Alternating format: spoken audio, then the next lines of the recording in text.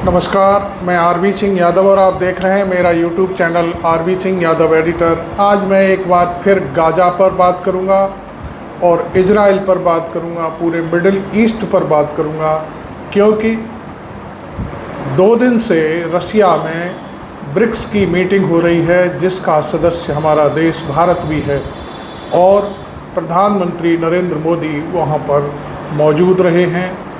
शायद आज ब्रिक्स का सम्मेलन ख़त्म हो गया है, लेकिन वहाँ जो प्रस्ताव पारित हुआ है वो आपकी पहुँच तक हमें पहुँचाना बहुत ज़रूरी है कि क्या क्या हुआ है। हो सकता है कि गोदी मीडिया इन सब चीज़ों को दूसरे रूप में दिखाने की कोशिश करे, उससे पहले हम आपको ये वीडियो दिखाना चाहते हैं, क्योंकि कल हमने आपको दिखाया था कि 150 के आसपास इजराइल के जो सैनिक हैं, एक महिला सैनिक की अपील पर लोगों ने हथियार उठाने से मना कर दिया है। इस बीच आपको बता दें कि ब्रिक्स का जो सम्मेलन है उसमें 3 प्रस्ताव पारित किए गए हैं, इससे मिडिल ईस्ट से संबंधित। इसमें सबसे पहली बात यह है कि ये जो नरसंहार है उसको तत्काल इजराइल रोके। इस प्रस्ताव पर हमारे भारत के प्रधानमंत्री नरेंद्र मोदी ने भी दस्तखत किए हैं और उनका भी यही सोचना है कि नरसंहार बंद होना चाहिए। ये चीज़ें कुछ इस टाइप की हो रही हैं कि ये इजराइल के लिए भारी पड़ने वाली हैं। दूसरा प्रस्ताव ये है कि यदि इजराइल ने ईरान पर हमला किया तो हम ईरान का साथ देंगे। ये भी प्रस्ताव बड़े सर्वसम्मति से पास हो गया है। तीसरी बात जो सामने आई है वो ये है कि हमास जो कंट्री है गज़ा, उसको स्वतंत्र राष्ट्र की तरह रहने दिया जाए और उस पर जो हमले हो रहे हैं वो बंद किए जाएं। तो ये 2-3 चीज़ें सामने आई हैं। इसमें चाइना ने भी पूरी तरह से साफ कर दिया है कि हम जो है बिल्कुल युद्ध नहीं चाहते, और युद्ध यदि होता है और ईरान पर हमला होता है तो हम ईरान के साथ खड़े दिखाई देंगे। यही बात रसिया ने भी, पुतिन ने भी कह दी है कि ईरान पर यदि हमला हमें दिखाई देगा तो हम फिर चूकेंगे नहीं और हम अपनी पूरी ताकत ईरान के साथ लगा देंगे। यही बात मैं आपको बता दूं कि भारत ने भी ईरान के जो वहाँ के प्रधानमंत्री हैं और यहाँ के नरेंद्र मोदी हैं, दोनों गले मिले हैं और उनको सहयोग के लिए कहा है। देखिए, आप जानते हैं कि ईरान हमारा पुराना मित्र है और वहाँ से हमें तेल की सप्लाई मिलती है, हम भी उनके यहाँ बहुत सारी चीज़ें भिजवाते हैं, तो ये एक अलग चीज़ है। लेकिन ये बातें तो ब्रिक्स की हो गई। अब मैं आपको फिर इजराइल की तरफ ले चलता हूँ। इजराइल में एक नेता हैं, नेता भी क्या कहें, वो राष्ट्रीय सुरक्षा सलाहकार हैं भूतपूर्व। उन्होंने 4 प्रधानमंत्रियों के साथ एज राष्ट्रीय सुरक्षा सलाहकार के रूप में काम किया है और उनका नाम है ईरान इज़ोव। तो उन्होंने, मैं ये कोई खबर ऐसे ही नहीं दिखा रहा हूँ आपको, ये खबर मैं आपको बता दूँ, बीबीसी को उन्होंने इंटरव्यू दिया है ईरान ने, और साफ तौर पर ये कहा है कि कोई भी प्रधानमंत्री हो, चाहे कोई भी हो, वहाँ की जो सेना है उसको ये आदेश देता है कि आप नरसंहार करो, युद्ध लड़ो, तो उन्हें साफ मना कर देना चाहिए। जो मैंने कल आपको वीडियो दिखाया था, उस 23 साल की सैनिक महिला का जो पत्र वायरल हो रहा है पूरी दुनिया में, उसी का समर्थन बाकायदे निकल कर के आ रहा है। उन्होंने भी कह दिया है कि युद्ध कोई विकल्प नहीं होता किसी चीज़ का, आपको युद्ध विराम तो करना ही होगा, और यदि सैनिकों से ज़बरदस्ती युद्ध लड़वाया जा रहा है तो उन्हें इसके लिए साफ तौर पर मना कर देना चाहिए कि हम हथियार नहीं उठाएंगे। तो ये बहुत बड़ी बात है। अब मैं आपको बता दूं कि ये सारा मसला चल क्यों रहा है, उसके पीछे नेतन्याहू बेंजामिन नेतन्याहू का डर बैठा हुआ है, उसके अंदर डर है, क्योंकि उसने बहुत सारे गलत काम किए हैं देश में और उसकी छवि पूरी तरह से ख़राब है और वो उस छवि को बनाए रखने के लिए पूरे देश को युद्ध की आग में झोंक देना चाहता है। यही वजह है कि वो बार बार उल्टे सीधे बयान दे करके खुद को लाइमलाइट में रखना चाहता है। वहाँ पर जब 2019 में उसने अपने पक्ष में कुछ अपीलें करवाने के लिए तमाम उद्योगपतियों को रिश्वत दी थी, उसका उस समय वहाँ विरोध हुआ था। उसके बाद उसी दौर में उसने जो वहाँ की अदालतें हैं, या ये कहना चाहिए जो न्यायिक व्यवस्था है, उसको खरीदना तो नहीं कह सकते, उसको अपने कंट्रोल में रखने के लिए एक संसद में प्रस्ताव लाया गया और उस प्रस्ताव को पारित कराने की जैसे ही समय आया तो पूरी देश की जनता खड़ी हो गई और उसके खिलाफ विद्रोह शुरू हो गया। जगह जगह आंदोलन होने लगे, ज्ञापन देने लगे लोग, और बहुत सी और भी तमाम चीज़ें थी। वो होते होते ये सारी चीज़ें हुई और उसकी वजह से नेतन्याहू बहुत बदनाम हुआ और उसने फिर एक ही विकल्प चुना कि हम हमास के जो लोग हैं उन पर अधिक कहना चाहिए कि हमास के जो लोग हैं उन्होंने जो 7 अक्टूबर 2023 को हमला किया था और उसके बाद यहाँ से सैकड़ों की संख्या में यहूदी जनता को, सैनिकों को उठा कर ले गए थे, वो अपहरण कर ले गए थे, उनको लाने के लिए उसने फिर सेना का मुख गजा की तरफ कर दिया। कहने का अर्थ ये है कि हमास के जो लड़ाके हैं वो इजराइल पर हमला कैसे कर गए, ये बात भी उस समय उठी थी कि जो एयर डिफेंस सिस्टम को दुनिया का सबसे मजबूत डिफेंस सिस्टम मानता है नेतन्याहू, और वो बेवकूफ़ बना रहा है दुनिया को, अपने हथियार बेच रहा है, तो ये सिस्टम को हमास ने कैसे चकमा दे करके इतना बड़ा हमला कर दिया। वहाँ एक कार्यक्रम हो रहा था, उसमें हमला हुआ था, आपको मालूम ही है, वो उस समय की बात है। तब ये दुनिया भर में आवाज़ उठी थी और ये कहा गया था कि ये जो डिफेंस सिस्टम है इजराइल का, जिसे वो अचूक मान करके दुनिया भर के देशों में बेचता है, वो पूरी तरह से फेलियर साबित हुआ।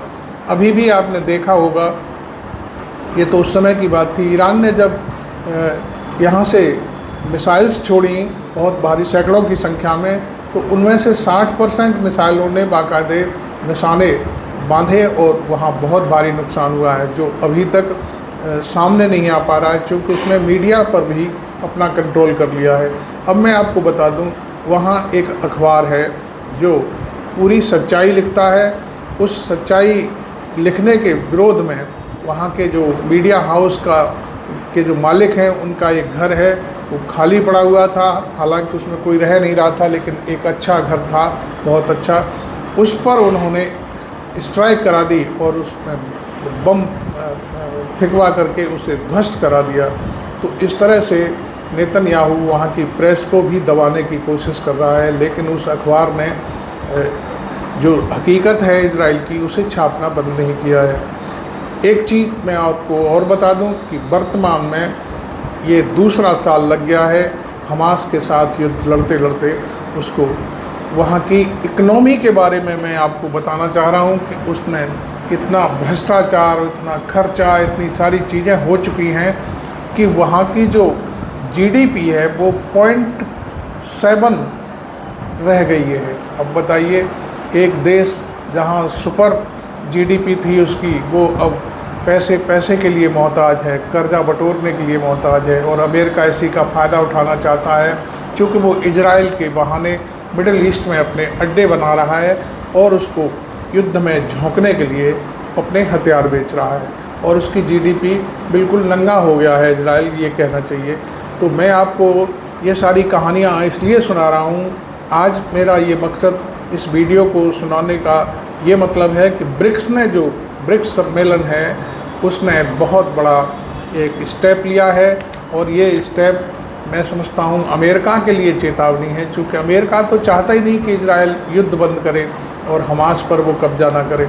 तो इस समय इजराइल, आपको मालूम ही है कि वो 3-4 मोर्चों पर लड़ाई लड़ रहा है और वो पूरी तरह से फेलियर हो गया है। पिछले 4 अक्टूबर से आज 24 अक्टूबर हो गया, 20 दिन हो गए ईरान ने हमला किया था और उस हमले का आज तक वो कोई जवाब नहीं दे पाया। इसके मतलब क्या है कि इजराइल की हालत बहुत ख़राब है।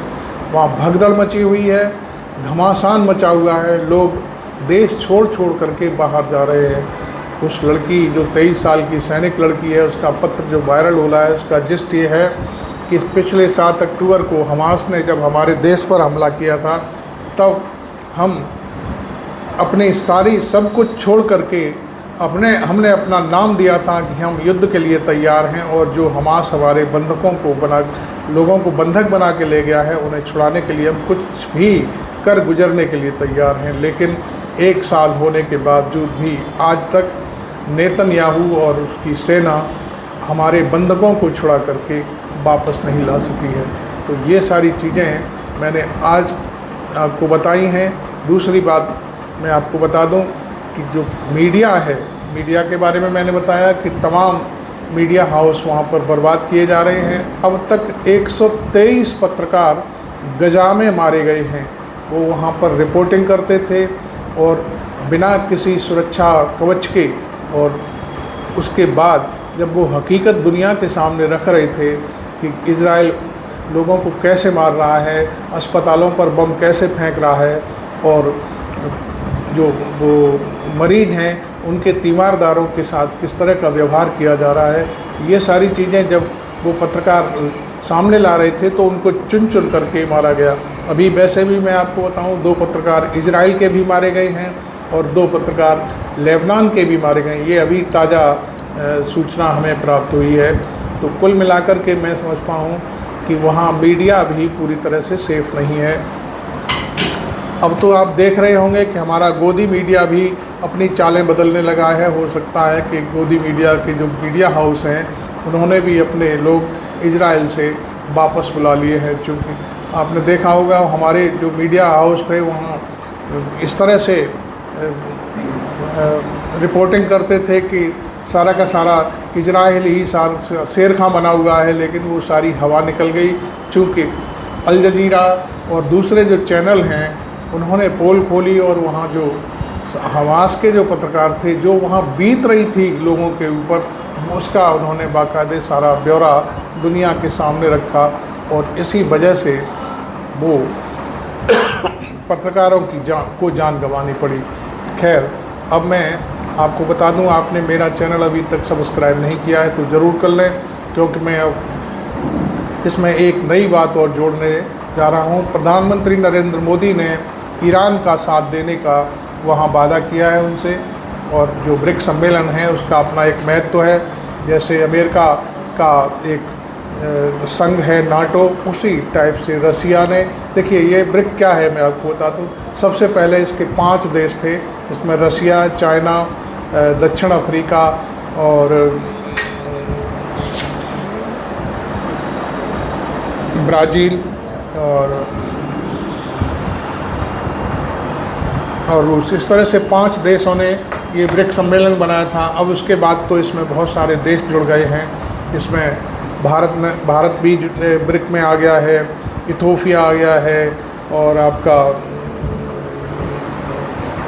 मिस्र भी आ गया है। अभी एक नई बात जो मैंने आपको इसकी चर्चा की है वो ये है कि टर्की ने पहली बार वहाँ पर हिस्सा लिया है, ईरान ने भी हिस्सा लिया है। टर्की तो अभी तक नाटो जो वो संघ है अमेरिका का, उसके साथ था। वो रसिया के खिलाफ जो नाटो इस समय जो लड़ाई में उसको रसिया के खिलाफ जो लड़ाई हो रही है उसमें विरोध में उसका सहयोग कर रहा था। लेकिन आज टर्की के जो राष्ट्रपति हैं उन्होंने वहाँ पर ब्रिक में हिस्सा लिया और बाकायदे इजराइल की जो पूरी जो नरसंहार की कहानी है उस पर अपना क्षोभ व्यक्त करते हुए कहा कि इसे तत्काल बंद किया जाए। लेकिन उनके भाग लेते ही जैसे ही टर्की ने भाग लिया इस ब्रिक्स सम्मेलन में, तो इजराइल ने वहाँ पर एक बड़ा हमला किया है जिसमें 5 लोग मारे गए हैं और 22 लोग घायल भी हुए हैं। इस तरह की रॉयटर्स की खबर हमने पढ़ी तो उसमें पता चला। लेकिन अब हो सकता है कि जो टर्की के राष्ट्रपति हैं आज शाम तक आ गए हैं या पहुंच गए होंगे, इतना हम नहीं कह सकते। लेकिन अब वो क्या कदम उठाते हैं इजराइल के ख़िलाफ़, ये सबके सामने होगा। तो अभी तक आप ने जो वीडियो आपको अच्छा लगा हो तो इसको आप आगे बढ़ाएं और लोगों तक जानकारी पहुंचाएं, और वीडियो को लाइक करना बिल्कुल ना भूलें। Thank you very much. मैं आरबी सिंह यादव।